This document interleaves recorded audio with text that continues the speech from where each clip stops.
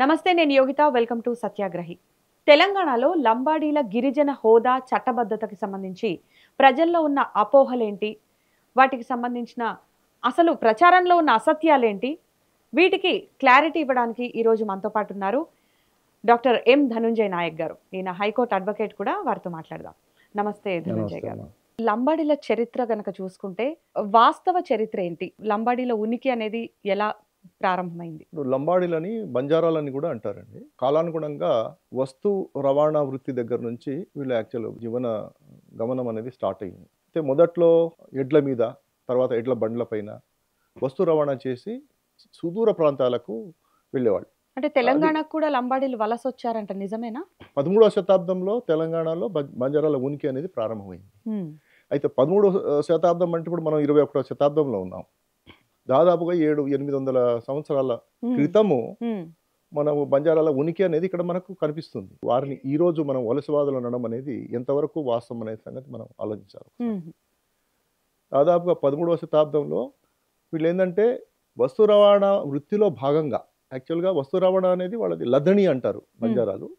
ఆ లద్దణి అనేది ఒక సంప్రదాయ వృత్తి అనమాట వాళ్ళది. అంటే ఇది ఈ రోజు నుంచి కాదు, కొన్ని శతాబ్దాలుగా వస్తున్నది. అయితే ఎప్పుడైతే మనకి రవాణా సౌకర్యాలు లేని కాలం, కనీసంగా రోడ్లు కూడా లేని కాలంలో నుంచి కూడా వాళ్ళు ఈ రవాణా వృత్తిని నమ్ముకొని బతుకుతున్న సంచార గిరిజనతగా మనం పేర్కోవాలి. సాహసాలు చేస్తూ రవాణా వృత్తిని వాళ్ళు కొనసాగిస్తూ వచ్చారు కొన్ని శతాబ్దాలుగా. రాజపుత్రుల కాలం నుంచి చూస్తే కూడా, అంత ముందు నుంచి కూడా చూస్తే ఏ రాజులు కానీ రాజ్యాలు కానీ బంజారాల మీద ఆధారపడని రాజ్యాలు అనేవి లేవు చరిత్రలో. సింధు నాగరికత కాలంలో కూడా వీళ్ళు ఉన్నట్టుగా మనకి చరిత్ర ఆధారాలు ఉన్నాయి. మధ్యయుగంలో కానీ తర్వాత కాలంలో కూడా బంజారాలు ఏవైతే వస్తు రవాణా వృత్తిని ఎంచుకొని సుదూరాలకు వెళ్ళేవాళ్ళు. అడవులు, గుట్టలు, నదులు అన్ని కూడా దాటుకుంటూ సాహసోపేతమైన రవాణా వృత్తిని ఎంచుకొని వీళ్ళు జీవనం సాగించేవాళ్ళు అనమాట. అంటే తెలంగాణలో లంబాడీల చారిత్రక ఉనికి అనేది ఏ ఆధారాలతో చెప్పగలం? 14వ శతాబ్దంలో మనకి వెంకటేశ్వర స్వామి పరమ భక్తుడు హాతీరాం బావాజీ, ఆ భక్తుడు 14వ శతాబ్దంలో మనకు ఇక్కడ కనిపిస్తాడు చరిత్రలో. హాతీరాం బావాజీ కూడా బంజారాలకి ఆరాధ్య దైవం. మఠం అనేది మనకి తిరుమలలో ఉంది. ఆయన లంబాడీ తెగకు చెందిన వారేనా? యాక్చువల్గా దానికి చారిత్రక ఇదేం లేదు, కాకపోతే వారి పేరుకి కానీ ఇప్పుడు వాళ్ళ సర్నేమ్ ఉంటుంది కదా, అది పమార్ జాతికి చెందిన వారని చెప్పి హాతీరాం బావాజీని దర్శించుకొని తర్వాత బాలాజీ దర్శనానికి వెళ్తారు. ఇంకోటి వెంకటేశ్వర స్వామికి బాలాజీ అని పేరు పెట్టింది కూడా హాతీరాం బావాజీ. మనకేంటంటే ఈ చరిత్రలో అక్కడ నుంచి మనకి కనిపిస్తుంది. తర్వాత విజయనగర కాలం రాజుల కాలంలో కూడా వీళ్ళ ఉనికి మనకి కనిపిస్తుంది. ఎందుకంటే వీళ్ళు వస్తు రవాణాలో భాగంగా హంపి ఇంటర్నేషనల్ మార్కెట్ 15వ శతాబ్దంలో, అంటే విజయనగర సామ్రాజ్యం అంతానికి ముందు చాలా పెద్ద మార్కెట్ ఉండేది. నిత్యావసరాలే కాకుండా ఇంకా ఇతర సామాగ్రిని కూడా వీళ్ళు రవాణా చేస్తూ మనకి ఉన్నట్టుగా మనకి ఆధారాలు ఉన్నాయి. హైదరాబాద్ నవాబు అసఫ్ జహా కాలంలో జంగీ భంగీ భుక్యా అని చెప్పి బంజారా యూదులు ఉండేవాళ్ళు. చాలా నమ్మకమైన వస్తు రవాణాదారులు అన్నమాట. అయితే వారి సర్వీసులకు, సేవలకు మెచ్చి అసఫ్ ఖాన్ ఒక ఫర్మానా ఇచ్చాడు. రంజన్ కా పానీ చప్పర్ కా ఘాస్ దిన్కే 3 ఖూన్ మాఫ్, జహా జంగీ భంగీ కే బైల్ వహా అసఫ్ ఖాన్ కే ఘోడే అని చెప్పి ఒక ఫర్మానాన్ని ఇచ్చారనమాట. అది తామ్ర శాసనం లాంటి. అందులో మనకి ఏమొస్తుంది అంటే రోజుకు 3 మర్డర్లు చేసినా కూడా వీళ్ళకి ఏమి కేసు ఉండదు, ఏముండదు అనమాట. అంటే ఎంతటి విశ్వాసాన్ని చూరగొన్నారు అనేది మనము చూడవచ్చు. అంటే ఒక చాలా విశ్వాసపత్రమైన రవాణాదారులుగా వీళ్ళు పేరు తెచ్చుకున్నారు అప్పట్లో. 18వ శతాబ్దంలో సేవలాల్ మహారాజ్ అందరికీ తెలుసు, బంజారాల ఆరాధ్య దైవం.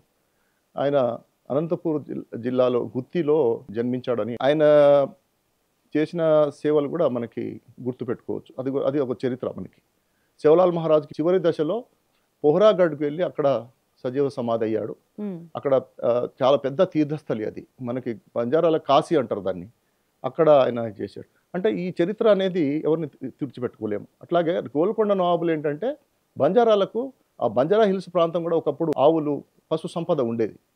గడ్డి కావాలి కదా వాటిని మేయించడానికి, కాబట్టి గ్రాస్ ల్యాండ్స్ లాగా వాళ్ళకు ఇనాం ఇచ్చేసారనమాట నైజాం నవాబులు. అందుకని ఆ బంజారా హిల్స్ ప్రాంతం అంతా కూడా ఒకప్పుడు బంజారాల స్థానం అనమాట, నివాస స్థానం. అక్కడ అయితే ఆ చాలా బంజారా తండాలు హిల్స్ తో ఉండేవాట పాటు అప్పుడు. బంజారీ దర్వాజా. సో ఇంకోటి ఈ పేర్ల వెనక బాగా గుర్తు చేశారు. లంబాడీల చరిత్ర ఏంటి? ఎస్, గోల్కొండ ఖిల్లాలో బంజారీ దర్వాజా అని అంటారు. Um, Banjari Darwaza is nothing but the gate for special gate అనమాట ఫర్ బంజారా పీపుల్ అచ్చా. To enter in to the fort అదన్నట్టు. ఎందుకంటే వీళ్ళకి వస్తు రవాణాదారు కాబట్టి వీళ్ళు వస్తువులను లోపలికి తీసుకురావడానికి తీసుకెళ్ళడానికి కూడా వీళ్ళకు ఎప్పటికీ కూడా పర్మిషన్ ఉండేదన్నమాట. కాబట్టి దాన్ని బంజారీ దర్వాజా అని పేరు వచ్చింది. సో ఇవన్నీ చారిత్రక ఆధారాలు మనకు తెలంగాణలో. అయితే 1931లో కానీ 41లో కానీ హైదరాబాద్ అంటే అప్పట్లో ప్రిన్స్లీ స్టేట్స్గా ఉన్న సమయంలో Yeah. ఐ థింక్ సో హైదరాబాద్లో లంబాడీల జనాభా ఉండి వాళ్ళని గిరిజనుల జాబితాలో నమోదు చేసినా కూడా అవును. 1950లో తీసుకుంటే ఎందుకని చెప్పి వాళ్ళని గిరిజనుల జాబితాలో చేర్చలేదు? ఒకటి దీంట్లో ఏంటంటే మనకు స్వతంత్రం రాక ముందు కాలంలో బంజారాల పరిస్థితి ఏంది, వాళ్ళ జనాభా ఏ రకంగా ఉంది హైదరాబాదు రాజ్యంలో. హైదరాబాద్ రాజ్యం అని అంటే అప్పట్లో మనకి గుల్బర్గా, బీదర్, కొంత కర్ణాటక, మహారాష్ట్ర ప్రాంతాలు కూడా మన హైదరాబాద్ రాష్ట్రం కింద ఉండేది. ఎప్పుడు మనకి స్వతంత్రం వచ్చే నాటికి అప్పుడు నైజాం నవాబులకి ఏంటంటే బ్రిటిష్ వారితో సంబంధాలు ఉండేవి. గవర్నమెంట్ ఆఫ్ ఇండియానే సెన్సస్ ఇక్కడ చేసేదన్నమాట. అయితే నిజామ్స్ డొమినియన్స్ అని చెప్పి మనకి సెన్సస్ రిపోర్ట్స్ దొరుకుతాయి. They are openly available. 1891 నుంచి చూసుకుంటే కూడా మనకి 1891 నుంచి చూసుకుంటే 91 తర్వాత 1901, 1911, 1921, 1931, 1941 మనకు స్వతంత్రం రాకముందు ఈ అన్ని జనాభా లెక్కల్లో ఉన్నారు. They have mentioned about బంజారాస్. వాళ్ళ వృత్తి ఏంటి, వాళ్ళ జనాభా ఎంత ఉంది, వాళ్ళ భాష ఏంటి, ఎంతమంది ఈ భాష మాట్లాడే వాళ్ళు ఉన్నారు అనేది చాలా క్లియర్గా రాసింది. అయితే ఇండియన్ యూనియన్లో వచ్చిన తర్వాత కానీ మనకు స్వతంత్రం ఎప్పుడైతే వచ్చిందో ఆ రోజు 1947 August 15th union government are enter in India and 17th September 1948 తర్వాత మన తెలంగాణకి యాజ్ ఆన్ దట్ డేట్ ఎవరైతే ఎక్కడైతే ఉన్నారో వాళ్ళందరూ కూడా అక్కడి పౌరుల కిందనే లెక్క. 1950లో ఎందుకని గిరిజనుల జాబితాలో చేర్చలేదు? బ్రిటిష్ వాళ్ళకి క్లాష్ వచ్చింది. ఎందుకంటే బ్రిటిష్ వాళ్ళు సంపదను తరలించిన సంగతి అందరికీ తెలుసు. ప్రొటెస్ట్ చేసినారు. బంజారాలే కాదు అనేక ఇతర తెగలు కూడా తిరుగుబాటు చేశారు. అందులో బంజారాలు కూడా ఉన్నారు. ఆ తిరుగుబాటు కారణంగానే కొన్ని రోజుల తర్వాత వీళ్ళని మనం తట్టుకోలేమనే ఉద్దేశంతో బ్రిటిష్ ప్రభుత్వం ఏం చేసిందంటే క్రిమినల్ ట్రైబ్స్ కింద చట్టం ఒకటి తీసుకొచ్చింది 1871లో. వీళ్ళందరినీ కూడా క్రిమినల్ ట్రైబ్స్ కింద గుర్తించి ఎక్కడిదక్కడ నిబంధనలు పెట్టడం. వీళ్ళ క్యాటల్ ట్రెస్పాస్ యాక్ట్ అని ఒకటి చేశారు. ఎందుకంటే బంజారాలకు ప్రత్యేకంగా చాలా వేలాదిగా పశువులు ఉండేవి. వాటిని ఒక ప్రాంతం నుంచి ఇంకొక ప్రాంతానికి పోకుండా వీళ్ళని కట్టడి చేశారనమాట. సో వస్తు రవాణా చేయలేరు కదా, కాబట్టి క్యాటల్ ట్రెస్పాస్ యాక్ట్ అనేది కూడా పెట్టి దీన్ని చేయడం. అయితే నైజాం రాష్ట్రంలో ఉన్న బంజారాలు చాలా సేఫ్గా ఉన్నారు కొన్ని రోజులు. కానీ తర్వాత బ్రిటిష్ వాళ్ళు నైజాం నవాబుల్ని కూడా ఇన్ఫ్లుయెన్స్ చేసి మీరు వీళ్ళని కట్టడి చేయండి అంటే అప్పుడు నైజాం నవాబు ఒక చట్టం పాస్ చేశాడు. బంజారా దస్తూర్ ఉల్ అమల్ అని చెప్పి ఒక చట్టాన్ని తీసుకొచ్చాడు నైజాం నవాబు. ఎందుకంటే that is nothing but different form of criminal tribes act. అప్పటికే మద్రాస్ రాష్ట్రంలో కూడా ఈ క్రిమినల్ ట్రైబ్స్ యాక్ట్ అనేది అమల్లో ఉంది. అంటే దేశవ్యాప్తంగా ఫేజ్ వైగా వాళ్ళు క్రిమినల్ ట్రైబ్స్ యాక్ట్ని అమలు పరిచారు. ఒకప్పుడు క్రిమినల్ ట్రైబ్స్గా ఉన్న సంచార జాతులన్నీ కూడా తర్వాత మనకి స్వతంత్రం వచ్చిన తర్వాత ట్రైబల్స్గా గుర్తించబడాలి ఆటోమేటిక్గా, కానీ గుర్తించబడాలి. ఎందుకంటే దాంట్లో బంజారాలు కూడా ఒకళ్ళు. 1949లో ఏమైందంటే లా సెక్రటరీ అన్ని రాష్ట్రాల ముఖ్య కార్యదర్శులకు లెటర్స్ రాశాడు. ఏమని, మీ దగ్గర ఉన్న ఎస్సీ ఎస్టీల లిస్టు, అప్పటికే ఎస్సీలు అంటే ఏంటి ఎస్టీలు అంటే ఏంటి అనేది మన రాజ్యాంగంలో నిర్దేశించబడింది. అప్పుడు ఏంటంటే ముఖ్య కార్యదర్శులకు రాసినప్పుడు హైదరాబాద్ కూడా ముఖ్య కార్యదర్శి ఉండేవాడు. ఎందుకంటే హైదరాబాద్ రాష్ట్రం అప్పటికి 1949లో 48లో రాష్ట్రం ఏర్పడింది. అలాగే మద్రాస్ రాష్ట్రం అనేది ఉండేది. అప్పుడు ఆంధ్ర రాష్ట్రం లేదు. 1950లో 49 డిసెంబర్లో రాశాడు. 1950 జనవరిలో మద్రాసు రాష్ట్ర ముఖ్య కార్యదర్శి మన హైదరాబాద్ ముఖ్య కార్యదర్శి కూడా లా సెక్రటరీకి లెటర్స్ రాశారు. ఏమని రాస్తూ వాళ్ళ లిస్టు పంపి, ఈ విషయం చాలామందికి తెలియదు. 1950 జనవరిలో హైదరాబాద్ ముఖ్య కార్యదర్శి లా సెక్రటరీకి రాస్తూ 16 గిరిజన జాతుల్ని ఆ లిస్టులో పేర్కొన్నాడు అనమాట. అందులో బంజారా జాతి కూడా ఉంది. ఎనెక్సర్ బిలో ట్రైబల్ లిస్టులో పక్కాగా క్లియర్గా బంజారాలు ఉన్నారు, ఎరుకలలు ఉన్నారు, యానాదులు కూడా ఉన్నారు. అలాగే గోండ్స్ కానివ్వండి, ఇంకా ఇతర ఆదివాసీ తెగలు కూడా కొన్ని ఉన్నాయి. ఆ 9 కాకుండా ఇంకొక 7 తెగలు కూడా ఉన్నాయి అన్నమాట. ఈ విషయం చాలా మందికి తెలియదు. దాన్ని యూనియన్ గవర్నమెంట్ యాజ్ ఇట్ ఈస్గా అడాప్ట్ చేసి డ్రాఫ్ట్ యాక్ట్లో కూడా ఈ లిస్టు దేనికోసం తెప్పించారంటే వాళ్ళు చట్టం చేయడం కోసం తెప్పించారు. ఏం చట్టం అది? The constitution schedule tribes order 1950 అని ఉంటుంది. ఈ లిస్టు పొందుపరచడం కోసం వాళ్ళు తెప్పించారు.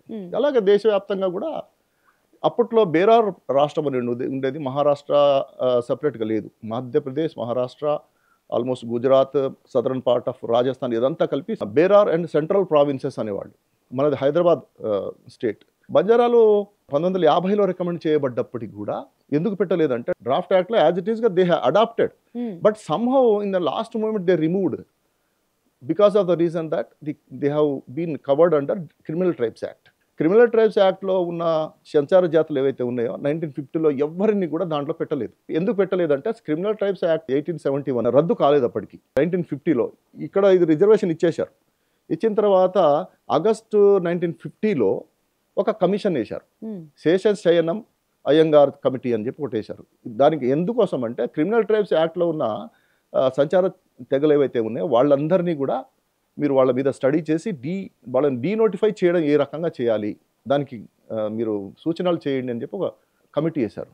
శేషశయనం అయ్యంగార్ కమిటీ అంటారు దాన్ని. ఆ కమిటీ కూలంకషంగా స్టడీ చేసి అన్ని జాతుల్ని కూడా డిస్కస్ చేశారు. వాళ్ళు వీళ్ళని డీనోటిఫై చేయండి అని రికమెండ్ చేసింది.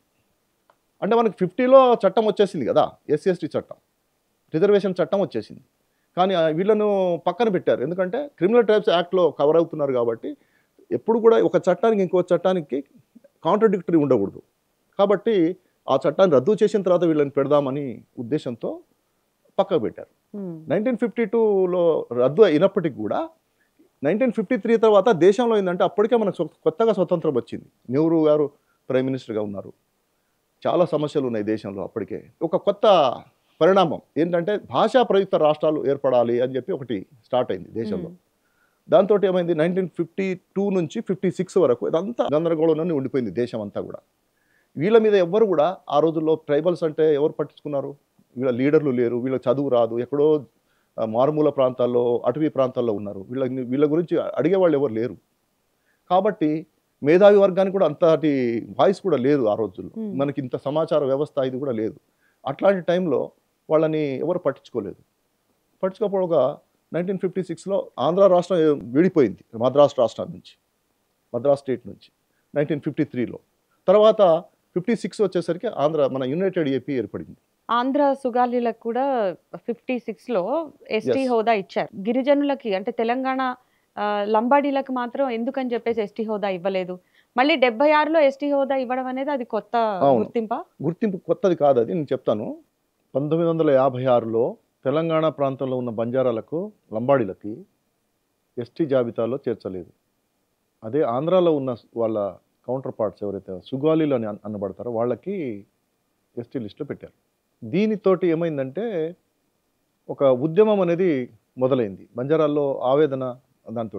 ఎందుకంటే 1950లోనే రావాల్సిన రిజర్వేషన్ రాకపోవడంతో, క్రిమినల్ ట్రైబ్స్ యాక్ట్ అడ్డం రావడం వల్ల రాకపోవడంతో చాలామంది ఉద్వేగానికి గురయ్యారు. అప్పట్లో బంజారాలు కానివ్వండి, ఇతర గిరిజనులలాగే అడవుల్లోనే ఉండేవాళ్ళు. 1956 అప్పటికి మనం ఇంత సాంస్కృతికంగా మనం ఎదగలేదు. దాంతో ఏంటంటే అడవుల్లో ఉన్న బంజారాలకి లీడర్లు కూడా పెద్దగా లేరు. చాలా తక్కువ మంది లీడర్లు ఉండేవాళ్ళు ఆ జాతిలో అప్పట్లో. వాగ్యానాయక్ అని మన వరంగల్ వాస్తవ్యులు, వారు స్టూడెంట్ మేనేజ్మెంట్ హాస్టల్ నడుపుతూ పిల్లల్ని సొంత డబ్బులతో హాస్టల్ నడుపుతూ చదివించిన సందర్భం. ఆయన చదివించిన వాళ్ళందరూ కూడా ఇప్పుడు చాలా మంచి పొజిషన్లో ఉద్యోగాలు చేసి రిటైర్ అయిన వాళ్ళు ఉన్నారు. వారు ఏం చేశారంటే స్వామినాయక్ అని మన మాజీ పార్లమెంట్ సభ్యులు, వారు కూడా సంజీవ్ రెడ్డి నగర్లో వారు ఉండేవారు.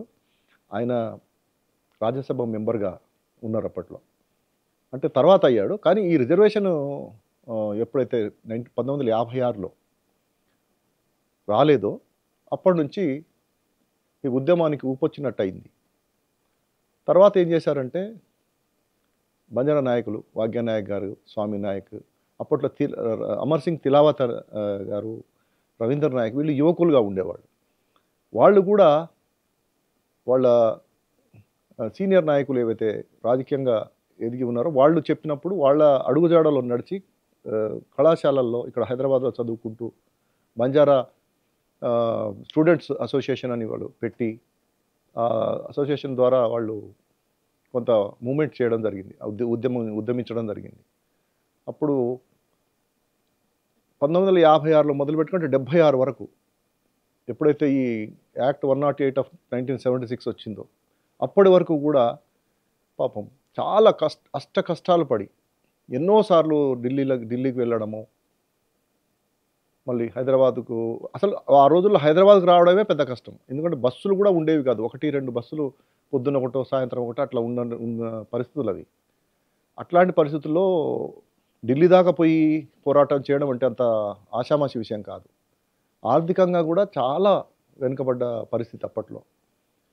జొన్న రొట్టెలు మన ఉల్లిగడ్డ కారంతో కలుపుకొని కట్టుకొని తీసుకొని ఢిల్లీ వెళ్ళి వారాల తరబడి అక్కడ ఉండి పడిగాపులు కాస్తూ నాయకుల్ని వాళ్ళని వీళ్ళని కలుస్తూ మంత్రుల్ని కలిసి విన్నవించుకుంటూ అక్కడ కొన్ని వందల రోజులు అట్లా వాళ్ళు ఉద్యమం నిర్వహించిన పరిస్థితులు ఉన్నాయి అప్పట్లో. రమణీబాయి అని చెప్పి భాగ్యనాయక్ గారి సహోదరి, ఆమె అంతగా కూడా చదువుకోలేదు, కానీ అన్న నుంచి ఒక రాజకీయ వారసత్వంగా కొంత నాయకత్వ లక్షణాలు పుణికిపుచ్చుకుందనమాట రమణీబాయి, బాదావత రమణీబాయి అని. వారు ప్లస్ ఈ విద్యార్థి నాయకులు వీళ్ళందరూ కలిసి అప్పట్లో చాలా కృషి చేశారు రిజర్వేషన్ కోసం అని. ఉద్యమము పీక్కి వెళ్ళిపోవడానికి కొన్ని సందర్భాలు కొంత మనకి కలిసి వచ్చిన పరిస్థితులు అనమాట. బంజారాల గురించి సమాజానికి అంతగా తెలియదు ఆ రోజుల్లో. అట్లాంటి పరిస్థితుల్లో వాళ్ళు ఒక రాజకీయంగా కూడా కొంత ప్రభావాన్ని చూపి రిజర్వేషన్ జాతికి తీసుకురాగలిగినారంటే ఎంత కృషి చేసి ఉండొచ్చో మనం అర్థం చేసుకోవాలి. ఆఖరికి చందా కమిటీ రిపోర్టు వచ్చిన తర్వాత 76లో అది మళ్ళీ పార్లమెంట్లో ఉభయ సభల్లో చర్చలు జరిగి మళ్ళీ పార్లమెంట్లో బిల్లు రూపంలో చట్ట రూపంలో వచ్చేసరికి మనకి 76 అయింది. 1976లో యాక్ట్ 108 ఆఫ్ 1976 ద్వారా రిజర్వేషన్ ఎస్టీ రిజర్వేషన్ వచ్చిన తర్వాత నాయకులందరూ కూడా ఢిల్లీకి వెళ్ళినప్పుడు సందర్భంలో ఇందిరాగాంధీ గారిని కలవడం జరిగిందనమాట. ఇందిరాగాంధీ గారు అప్పుడు రమణీబాయి గారు కూడా ఉన్నారు. అయితే రమణీబాయి ఏంటంటే బంజారా సాంప్రదాయ దుస్తుల్లో ఉండడం, ఇందిరాగాంధీ తనని ఒకసారి హైదరాబాద్ సభలో కూడా కలిసిన సందర్భాన్ని గుర్తు తెచ్చుకొని బాయ్ వచ్చావా నువ్వు ఏంటి అని చెప్పి దగ్గర పిలిచిన సందర్భం అంట అది. అయితే రిజర్వేషన్ ఇచ్చిరమ్మా మాకు దండం మీకు అని చెప్పి ఇట్లా దండం పెట్టేసి అందరూ కలిసి థ్యాంక్స్ చెప్పిన తర్వాత, మరి మీకు జాతికి మంచి జరుగుతుంది, మీకు రిజర్వేషన్ అయితే వచ్చింది కదా, సరే మీకు జాతికి మంచి జరుగుతుంది, దేశం క్లిష్ట పరిస్థితుల్లో ఉంది, వార్ నడుస్తుంది, ఇప్పుడు మీరు మీ తరఫున ఏమి ఇస్తారు మీరు దేశానికి అని చెప్పి అంటే రమణీబాయి ఏం చేసింది, తన దగ్గర ఉన్న 1 కిలో వెండి తను ధరించిన ఆభరణాలు అప్పటికప్పుడు తీసి ఇందిరాగాంధీకి ఒక చిన్న మూట కట్టేసి ఇందిరాగాంధీకి ఇవ్వడం జరిగిందనమాట. అంటే అప్పట్లో ఆ నాయకుల్లో జాతిని కాపాడాలి, జాతిని మంచి చేయాలనే సంకల్పం అనేది ఎంత బలంగా ఉంది అనేది మనకు క్లియర్గా కనిపిస్తుంది. సో ఇట్లాంటి సందర్భాలు తలుచుకుంటే మనకు అనిపిస్తుంది. సో ఈ రకమైన పోరాటం అనేది బంజారాలు చేసి 20 ఏళ్లుగా 56 నుంచి 76 వరకు ఒక సుదీర్ఘమైన పోరాటం నడిపి సాధించుకున్న రిజర్వేషన్ ఈరోజు 50 సంవత్సరాల తర్వాత రిజర్వేషన్ ఇది దొడ్డిదారిని తీసుకున్నారని రకరకాలుగా. So this is not good for the society. ఇప్పుడు మనకు ఒకళ్ళకు మనం అన్నదమ్ముల్లా కలిసిమెలిసి జీవించాల్సిన వాళ్ళము ఒకళ్ళ మీద ఒకళ్ళు ఇట్లాంటి అసత్య ఆరోపణలు చేసినంత మాత్రాన చరిత్ర దాగిపోదు కదా. చరిత్రే, దాన్ని ఎవరు కూడా ఏం చేయలేరు. సో ఇట్లాంటి సందర్భాన్ని మనము గుర్తు తెచ్చుకొని చరిత్రలో మనం బయటి సమాజానికి తెలవక ఇట్లాంటి అపోహలు ఎందుకు వస్తున్నాయి, బయటి సమాజానికి వాస్తవాలు తెలవక. జనాభా పరంగా చూస్తే కూడా మనకు 1891 సెన్సస్ నుంచి తీసుకొని 1941 సెన్సస్ వరకు వీళ్ళ జనాభా ఎంత ఉంది అనేది మనకు రికార్డులు ఉన్నాయి. అలాగే స్వతంత్రం వచ్చిన తర్వాత 1951 సెన్సస్ ఉంది. 1951 సెన్సస్లో బంజారాలు ఉన్నారు తెలంగాణలో. 31 సెన్సస్లో 3 లక్షలు, 41 సెన్సస్లో 4 లక్షల చిల్లర, 51 సెన్సస్లో 5,50,000. ఆ రకంగా మనకి క్లియర్గా మనకు డాక్యుమెంట్స్ చెప్తున్నాయి బంజారాలు ఇక్కడ ఉన్నారు అని. ఎక్కడి నుంచో వచ్చి ఎట్లా తీసుకుంటారు రిజర్వేషన్? ఇక్కడ రిజర్వేషన్ పొందడం అనేది సాధ్యమా? నేటివిటీ అనేది ఉంది కదా మనకి. తర్వాత 61 సెన్సస్ 71 సెన్సస్లో వచ్చేసిన తర్వాత ఏమైంది? 56లో ఆంధ్ర సుగాలీలకు మాత్రమే రిజర్వేషన్ ఉంది, తెలంగాణ లంబాడీలకు రిజర్వేషన్ లేదు. కాబట్టి వాళ్ళు జనగణనలలో ఎస్టీల జనాభాలో జనగణనలో లేరు. అంత మాత్రాన మొత్తం జనాభాలో లేరని కాదు, భాషాపరమైన టేబుల్స్ అవి ఉంటాయి. జనాభా లెక్కలన్నప్పుడు రకరకాల టేబుల్స్ ఉంటాయి. క్యాస్ట్ పరంగా ఉండే టేబుల్స్ వేరే ఉంటాయి, భాషాపరంగా ఎంతమంది ఏ భాషను ఎంతమంది మాట్లాడుతున్నారు అనే దగ్గర క్లియర్గా తెలిసిపోతుంది మనకి. సో ఆ రిపోర్ట్లను మనం కూలంకషంగా చూస్తే మనకి క్లియర్గా తెలిసిపోతుంది. మనకు తెలుసు ఎస్సీ ఎస్టీలను మాత్రమే జనాభా లెక్కల్లో ప్రత్యేకంగా చూపిస్తారు జనగణనలో. మిగతా కులాలను ఏ కులాన్ని కూడా జనగణనలో తీసుకోరు, లెక్కించరు. అయితే 1951 సెన్సస్లో 50లో రిజర్వేషన్ వీళ్ళకి 16 గిరిజన జాతుల్లో ఒక గిరిజన జాతిగా రికమెండ్ చేయబడ్డ లంబాడి జాతికి కూడా రిజర్వేషన్ రాలేదు. ఒక 9 గిరిజన జాతుల్ని మాత్రమే కలిపారు. ఎందుకంటే మిగతా 7 communities including Yerukala, Yanadi and Banjara, ఈ కమ్యూనిటీస్ క్రిమినల్ ట్రైబ్స్ యాక్ట్లో ఉన్నాయి. కాబట్టి ఏ క్రిమినల్ ట్రైబ్ యాక్ట్లో ఉన్న ఏ కమ్యూనిటీని కూడా 1950 ఆర్డర్లో ఎక్కడ చేర్చలేదు, పక్కకు పెట్టారు. క్రిమినల్ ట్రైబ్స్ యాక్ట్ రీసెంట్ చేసే వరకు, దాన్ని అబాలిష్ చేసి మళ్ళీ డీనోటిఫై చేసే వరకు కూడా ఇది వీళ్ళని పెట్టడానికి కుదరదు అనే ఉద్దేశంతో పెట్టారు తప్ప వీళ్ళు గిరిజనులు కాదు అని కాదు. గిరిజనులని గుర్తించబడ్డారు. డ్రాఫ్ట్ యాక్ట్లో కూడా వీళ్ళ పేర్లు ట్రైబల్ లిస్ట్లో ఉంది. Criminal tribes act recent denotify కాలేదు కాబట్టి. తర్వాత శేషశయన అయ్యంగార్ కమిటీ చేసిన రికమెండేషన్స్ ద్వారా 1952 31 ఆగస్టు రోజున లిస్టుని క్రిమినల్ ట్రైబ్స్ యాక్ట్లో ఏదైతే గిరిజన తెగలు ఉన్నాయో వాటన్ని డీనోటిఫై చేశారు. ఆ డీనోటిఫికేషన్ తర్వాత ఇమీడియట్గా ఎస్టీ లిస్టులో వీళ్ళని చేర్చాల్సింది, చేయలేదు. ఎందుకంటే అప్పుడు భారతదేశంలో అప్పుడు ఉన్న పరిస్థితులు, చాలా రకాల ఉద్యమాలు ఇవి నడుస్తూ ఉన్నాయి. కొత్తగా స్వతంత్రం వచ్చింది, దేశం అంతా కొంచెం సెట్ కావడానికి టైం పట్టింది. ఆ లోపలలోనే మనకి భాషా ప్రయుక్త రాష్ట్రాలు చేయాలని చెప్పి ఒక మూమెంట్ అనేది స్టార్ట్ అయింది. దాంట్లో భాగంగా ఇవన్నీ జరిగినాయి.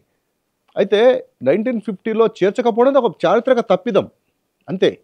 కానీ 1950లో లేరు, 56లో ఇంకొక చారిత్రక తప్పిదం. ఎందుకంటే 56లోనైనా పెట్టి ఉండాల్సింది. అప్పటికి క్రిమినల్ ట్రైబ్స్ యాక్ట్ డీనోటిఫై అయిపోయింది. క్రిమినల్ ట్రైబ్స్ యాక్ట్ 1952లోనే డీనోటిఫై అయిపోయింది. కానీ 56లో పెట్టాల్సింది పెట్టలేదు. లోకూర్ కమిటీ సమగ్రమైన నివేదిక ఇవ్వలేదు. ఆ నివేదిక అంత కరెక్ట్గా లేదనే ఉద్దేశంలో మళ్ళీ చందా కమిటీ అని 32 మంది పార్లమెంటు సభ్యులతో పాటు జాయింట్ పార్లమెంటరీ కమిటీని ఒకటి వేశారు.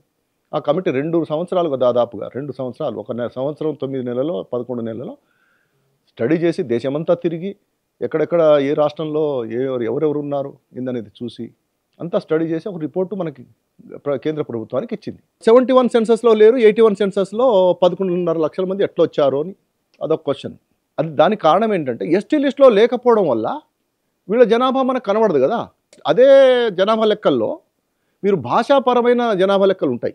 అక్కడ చూడండి, భాష ఈ మాట్లాడేవాళ్ళు ఈ బంజారాలు ఇంతమంది అని ఉంటుంది. 1961 సెన్సస్లో ఆంధ్రప్రదేశ్ సెన్సస్ తీసుకుంటే సుగాలీలు ఇంతమంది ఉన్నారు, తెలంగాణలో ఇంతమంది బంజారాలు లంబాడీలు ఉన్నారు, కానీ వీళ్ళకి రిజర్వేషన్ లేదని గవర్నమెంటే వీళ్ళకి రిజర్వేషన్ ఇవ్వలేదు అనేది కూడా అది రికార్డెడ్.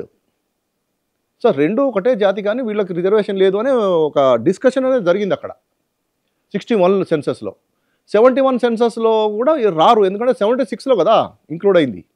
71 సెన్సస్ కూడా ఆల్మోస్ట్ భాషాపరమైన టేబుల్స్లోనే మన జనాభా, బంజారాల జనాభా కనిపిస్తుంది. 81కి వచ్చేసరికి 76లో వచ్చినప్పుడు అంతకుముందు నుంచి క్యారీ ఫార్వర్డ్ అయిన జనాభా ఏదైతే ఉందో, భాషా ప్రయుక్తంగా ఉన్న స్టేట్మెంట్స్లో ఉన్న జనాభా, అది ఇక్కడ ఎస్టీ దాంట్లో ఆటోమేటిక్ కదా, ఎస్టీలో యాడ్ అయినప్పుడు, లిస్ట్లో ఇంక్లూడ్ అయినప్పుడు ఆ జనాభా ఇక్కడ వచ్చింది. అప్పటికి 1,76,036 మంది సుగాలీలు ఉన్నారు 71 సెన్సస్ ప్రకారం. ఎక్కడ అది ఓన్లీ ఆంధ్రాలో ఉన్న లంబాడీల జనగణన మాత్రమే, తెలంగాణ బంజారాలు దాంట్లో లేరు. 81 సెన్సస్ వచ్చినప్పుడు ఈ తెలంగాణలో ఉన్న బంజారాలు కూడా ఇంక్లూడ్ అయ్యారు. ఒకప్పుడు 5 లక్షల జనాభా ఉన్నది, తర్వాత 10 లక్షలు 11 లక్షలు కావడంలో ఆశ్చర్యం లేదు కదా. అందులో డెఫినెట్లీ మీ బంజారాలు ఒకటే కాదు, మన దేశంలో ఎక్కడైనా కూడా ఒకప్పుడు ఇంకా ఎక్కువ ఉండేది. ఈ రోజు కూడా డెకేడల్ గ్రోత్, మన జనాభా పెరుగుదల అనేది దశాబ్ద కాలంగా జరిగే జనాభాని డెకేడల్ గ్రోత్ అంటారు. 25% ఉంది చాలా వరకు కమ్యూనిటీస్లో. 1951లో 5.5 lakhs జనాభా ఉన్నప్పుడు 61, 71, 81 30 yearsలో 11 లక్షలు కారా? 25 యాడ్ చేసుకుంటే వెళ్ళండి మూడు దశాబ్దాలకి. 81లో ఆటోమేటిక్గా అదే జనాభా వచ్చినప్పుడు 11.5 లక్షలు కనబడ్డారు 81లో. ఇంకోటి అధికారిక లెక్కలు, డాక్యుమెంట్స్ అవి ఎవరో దాచిపెడితే దాచేది కాదు, అందరికి అవైలబుల్ కూడా ఉన్నాయి అవి. 56 నుంచి 76 వరకు. 76లో ఆర్డినెన్స్ వచ్చింది. ఆర్డినెన్స్ మీన్స్ ఇట్స్ చట్టం, అమెండ్మెంట్ యాక్ట్ అది. 56 అనేది ఇప్పుడు మొదటి చట్టం ఏది? 1950 ఆర్డర్, ద కాన్స్టిట్యూషన్ ఆర్డర్ 1950. తర్వాత ద SC/ST మాడిఫికేషన్ ఆర్డర్ 56 అంటారు. తర్వాత ఏమైంది, మనకి లోకూర్ కమిటీని ఒక కమిటీ వేశారు, ఇంకొకటి చందా కమిటీ అని చెప్పి ఒకటి వేశారు, పార్లమెంటరీ కమిటీలు ఇవి. లోకూర్ కమిటీ ఏంటంటే డీటెయిల్డ్ స్టడీ ఏం చేయలేదు, ఒక 3-4 months స్టడీ చేసి రిపోర్ట్ ఇచ్చింది, అంత సమగ్రంగా లేదని చెప్పి ఏం చేశారంటే మళ్ళీ చందా కమిటీని వేశారు యూనియన్ గవర్నమెంట్. చందా కమిటీలో 33 మంది పార్లమెంటేరియన్స్ అప్పుడు ఆ రోజుల్లో. దాంట్లో మన తెలంగాణ నుంచి మన భద్రాచలం ఎంపీ రాధాబాయి అనే మేడం కూడా ఆ రోజు ఎంపీ అనమాట అక్కడ. తను కూడా he was also one of the member of the joint parliamentary committee. వాళ్ళు చాలా దేశమంతా తిరిగి మన రాష్ట్రానికి కూడా అప్పుడు వాళ్ళు ఆంధ్రప్రదేశ్ కూడా వచ్చినారు. వచ్చి ఒక టీం, ఒక 10 మంది టీం వచ్చి ఇక్కడ స్టడీ చేశారు. చాలా ప్రాంతాల్లో వాళ్ళు విజిట్ చేసి వాళ్ళు ఒక సమగ్రమైన నివేదిక అది తయారు చేసి గవర్నమెంట్ ఆఫ్ ఇండియాకి 1967లో వాళ్ళని అది అపాయింట్ అయితే 69లో వాళ్ళు రిపోర్ట్ ఇచ్చారు గవర్నమెంట్ ఆఫ్ ఇండియాకి. దాన్ని ఏమంటారంటే SC/ST అమెండ్మెంట్ బిల్. 2 ఉభయ సభల్లో కూడా చర్చ జరిగి దాని మీద చాలా చర్చోపచర్చలు జరిగిన తర్వాత దాన్ని ఒక ఆమోద ముద్ర వేయడం అనేది జరిగింది. అంటే బంజారాలు అసలైన గిరిజనులు కాదని అంటూ ఉంటారు కదా, బేసిక్గా రాజ్యాంగం ఏం చెప్తుంది? ఆదివాసి అనే పదం లేదండి ఆ రాజ్యాంగంలో, ఓన్లీ షెడ్యూల్డ్ ట్రైబ్ అనేది ఒకటే పదం ఉంది. మరి ఎలా వచ్చింది ఆదివాసీల పదం? జనరల్గా మనము వాడుక పదం అది, కానీ చట్ట ప్రకారం చూస్తే మనం చట్టంలో సెక్షన్ 352 ప్రకారం మనం చూస్తే ట్రైబ్ అనేది ఏంటి అనేది ఎక్కడ కూడా మీకు ఇది ఈ లక్షణాలు ఉండాలి అని కూడా ఎక్కడ లేదు. కాకపోతే లోకర్ కమిటీ ఏం చేసిందంటే ఈ 5 రకాల క్యారెక్టరిస్టిక్స్ అనేది ఉండాలి అని చెప్పి ఒక ప్రామాణికంగా సూచన చేసింది అనమాట. ఆ సూచన ప్రకారం చూస్తే వీళ్ళకి ఐసోలేషన్ ఉండాలి, ఒక ప్రాంతానికి పరిమితమై అక్కడ వాళ్ళు జీవిస్తూ ఉండాలి, ఒక ప్రత్యేకమైన కట్టుబాట్లు, బయటి ప్రపంచంతో దూరంగా ఉండడం, సంస్కృతి సంప్రదాయాలు వేరుగా ఉండడం, ఒక భాష ఉండడం అనేది కొన్ని ఉన్నాయి, దానికి ప్రమాణాలు ఉన్నాయి. ఆ ప్రమాణాల ప్రకారము గుర్తించబడాలని చెప్పి మనకి అదేం చట్టంలో ఒక భాగం కానప్పటికీ కూడా ఒక కమిటీ రికమెండేషన్ చేసింది కాబట్టి దాన్ని మనం ప్రామాణికంగా తీసుకుంటున్నాం. మరి లంబాడీలు ఇతర రాష్ట్రాల నుంచి వచ్చారంటారు, నిజమేనా ఇది? ఇతర రాష్ట్రాల నుంచి ఇప్పుడు రావడం కాదు, నేను చెప్పాను కదా వీళ్ళ చరిత్ర. ఎప్పుడో 13వ శతాబ్దంలో సపోజ్ మహారాష్ట్రలో ఓబీసీలో ఉన్నారనుకోండి, ఓబీసీ కూడా కాదు, అక్కడ కూడా విముక్త జాతి అంటారు, ట్రైబల్ కమ్యూనిటీ ఓన్లీ. అక్కడ కూడా ట్రైబల్ అని వాళ్ళకి ఐడెంటిఫికేషన్ ఉంది, కాకపోతే ST జాబితాలో లేరు అంతే. ఒకటండి ఇక్కడ చాలా కన్ఫ్యూజన్ ఉంది. ఇప్పుడు బీసీలో ఏ కేటగిరీలో ఉన్నారు, బీసీ ఒకప్పుడు ఈ బీసీ కేటగిరీలో ఉన్న వాళ్ళు ఇప్పుడు ST ఎట్లా అవుతారు అనేది ఒకటి అపోహ ఉంది. మీరు ఈ రోజు కూడా చూడండి, బీసీ ఏ కమ్యూనిటీస్ చూడండి, బీసీ ఏ గ్రూప్ మీరు చూస్తే పైన denotified and nomadic and semi nomadic tribal communities అని ఉంటుంది. They are all tribal communities only. BC ఏలో ఉన్నది ఈ రోజు కూడా. But they did not get the status of ST, scheduled tribe హోదా అనేది రాలేదు అంతే. వాళ్ళు బీసీలో ఉన్నారు అంతే. But it doesn't mean that they are not tribals, they are also tribals, but they are not been given ST status as on date అంతే. అయితే లంబాడీలు రిజర్వేషన్లు కూడా స్వాహా చేసుకున్నారని అంటారు, ఇందులో నిజమెంత? ఆ విషయానికి వస్తే ఇప్పుడు మనకు గణాంకాలు అయితే ఏం లేవండి అట్లా. ఎందుకంటే ఇప్పుడు మనం జనాభా పరంగా చూస్తే రాష్ట్రంలో బంజారాలు 65% బంజారాలు ఉన్నారు. అంటే 100 మంది గిరిజన జనాభా ఉంది అంటే 65 మంది వీళ్ళు ఉన్నారు. మిగతా అన్ని అంటే మనకు ఒక 33 గిరిజన తెగలు ఉన్నాయి మన లిస్టు ప్రకారం.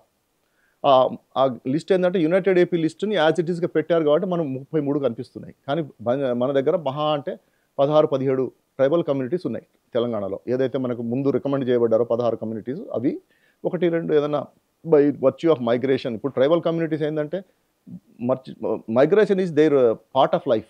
ట్రైబల్స్కి ఒక ప్రాంతానికి పరిమితమైన ట్రైబల్ కమ్యూనిటీస్ చాలా తక్కువ. ట్రైబల్ కమ్యూనిటీస్ మ్యాక్సిమం కూడా వీళ్ళు ఏంటంటే పోడు వ్యవసాయం మీద ఆధారపడి వీళ్ళు జీవనం సాగిస్తూ ఉంటారు. మైగ్రేషన్ అనేది it's a part of their life. ఇప్పుడు ఇన్ని కమ్యూనిటీస్ మన దగ్గర ఉన్నప్పుడు అన్ని కమ్యూనిటీస్ కలిపి మీరు 35%, వీళ్ళు 65% ఉన్నారు. 10 ఉద్యోగాలు ఉన్నాయి మనకి. ఒక 6.5 నుంచి 7 ఉద్యోగాలు అయితే వీళ్ళే తీసుకోవాలి కదా. 7గురిని చూసినప్పుడు 10 మందిలో డెఫినెట్గా వీళ్ళే ఎక్కువ మంది కనిపిస్తారు కదా, పోస్టులు ఎక్కువ తీసుకున్నారు అని అంటే దానికి ప్రభుత్వం ఉంది, ప్రభుత్వాన్ని అడగాల ఇట్లా జరుగుతుందంటే మనకి గణాంకాలు తీసుకుంటే తెలిసిపోతుంది. రిక్రూట్మెంట్ ప్రాసెస్ ఏదో ఉంటుందో ఆ ప్రాసెస్లో వాళ్ళు they are getting the jobs, they may be getting it, they are grabbing the opportunity. 65% ఉన్న జనాభాని మీరు తీసేసినారు అనుకుందాం, పక్కకు పెట్టారు, సరే బీసీలోనే కలిపినారు, మళ్ళీ బీసీలో కలిపారు అనుకోండి, 3% అయిపోతారు కదా. మిగతా కమ్యూనిటీస్ అన్ని కలిపితే ఎంత పర్సెంట్? 3%. 3% అన్నప్పుడు దాని పరిణామాలు ఏ రకంగా ఉంటాయి? మొత్తం మొత్తం కమ్యూనిటీ మీద ఉంటుంది కదా. రాష్ట్రంలో రిజర్వేషన్ అనేది జనాభా ప్రాతిపదిక మీదే ఇస్తారు. ఆపర్చునిటీ ఇచ్చినప్పుడు నువ్వు దాన్ని మ్యాక్సిమం ప్రయత్నం చేసుకోవాలి మనం పొందడానికి. తెలంగాణ ఉద్యమం సమయంలో కానివ్వండి, రైతాంగ పోరాటాల్లో కానివ్వండి, ఈ లంబాడీల పాత్ర ఏంటి? మంచి ప్రశ్న అడిగారు. స్వతంత్రం రాకముందు నైజాం నవాబులు ఏం చేశారు? కొంతమంది జమీందారీ వ్యవస్థను వాళ్ళు పెంచి పోషించారు. పన్ను మొత్తం వాళ్ళు వసూలు చేసి నవాబులకు ఇచ్చేవాళ్ళు. చాలా రకాల అరాచకాలు చేసేవాళ్ళు. సపోజ్ పన్ను కట్టకపోతే దౌర్జన్యం చేయడం, ఇబ్బంది పెట్టడం అనేది చేసేవాళ్ళు. సో అప్పట్లో భూమి శిస్తు ఒకటే ఉండేది కదా, వేరే రకాల పన్నులు అనేవి ఎక్కువ లేదు. భూమి పన్ను మాత్రమే ఎక్కువ, శిస్తు అంటారు దాన్ని మన దగ్గర, అది ఉండేది. అయితే పంట పండినప్పుడు వాళ్ళు హ్యాపీగా కడతారు, పంట పండకపోతే వాళ్ళు శిస్తు కట్టలేరు కదా.